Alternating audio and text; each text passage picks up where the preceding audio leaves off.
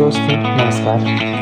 पिछले वीडियो में हमने बताया आपको बेसिक पे क्या होता है और उसे कैसे कैलकुलेट किया जाता है। दोस्तों आपने सुनी होगी एक कहावत, एक गीत, एक कविता, एक दोहा, सैयाँ बहुत जे कमात है, सैयाँ बहुत जे कमात है, लेकिन महंगाई डायन खाए जात है, महंगाई डायन खाए जात है। जी हाँ दोस्तों, ये महंगाई डायन ही होती है जो सुरसा की तरह बढ़ती जाती है। तो सरकार जो है अपने कर्मचारियों को इसी महंगाई वाले डायन से बचाने के लिए समय समय पर डीए प्रोवाइड करती है। डीए क्या होती है? इसकी इंग्लिश बोलें तो डियरनेस अलाउंस, महंगाई भत्ता, हिंदी में इसे बोलते हैं महंगाई भत्ता। तो हम जानेंगे इसकी गणना कैसे होती है, कैसे कैलकुलेट किया जाता है। जैसे अभी की बात की जाए तो पूरे कोरोना पीरियड में, कोविड-19 के पीरियड में क्या हुआ कि हमारा डीए फ्रीज कर दिया गया, हमें डीए नहीं मिल रहा है। लेकिन महंगाई से बचने के लिए अपने कर्मचारियों को उसमें सुविधा देने के लिए क्या करती है कि सरकार साल में 2 बार, हर 6 महीने में, एक बार जनवरी में और एक बार जुलाई में डीए दिया करती है। और वह डीए किस पर कैलकुलेट होता है? बेसिक पे पे। आपको याद होना चाहिए पहले बेसिक पे कम होता था और डीए हमारा बहुत ज़्यादा हो जाया करता था।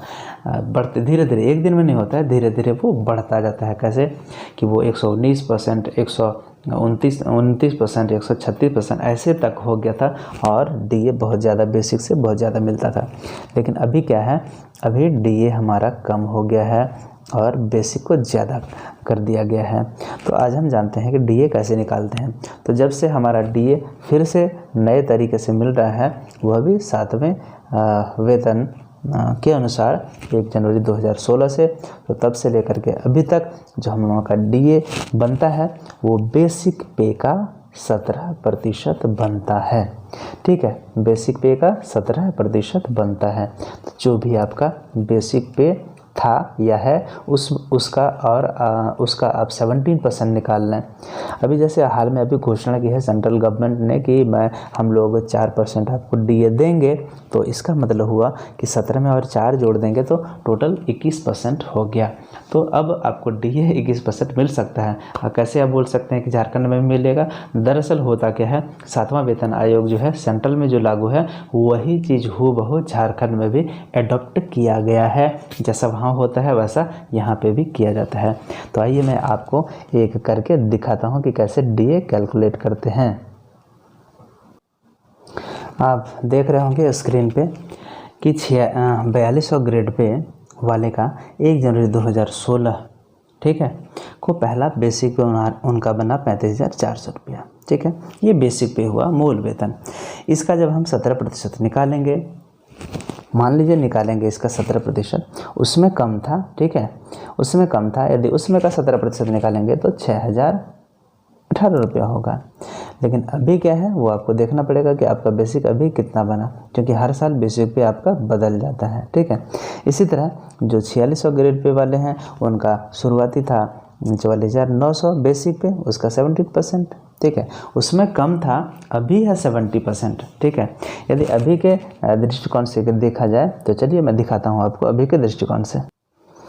जैसे जो 4600 ग्रेड पे वाले हैं उनका अभी बेसिक पे जो 2021 में अभी की बात चल रही है, ठीक है, मतलब जनवरी फरवरी 2021 में, उसमें उनका बेसिक पे हो रहा है 52,000। ठीक है, तो 52,000 का 17% जब हम निकालेंगे तो बेसिक हो जाएगा, डीए जो है वो आपका बन जाएगा 8,840 रुपया।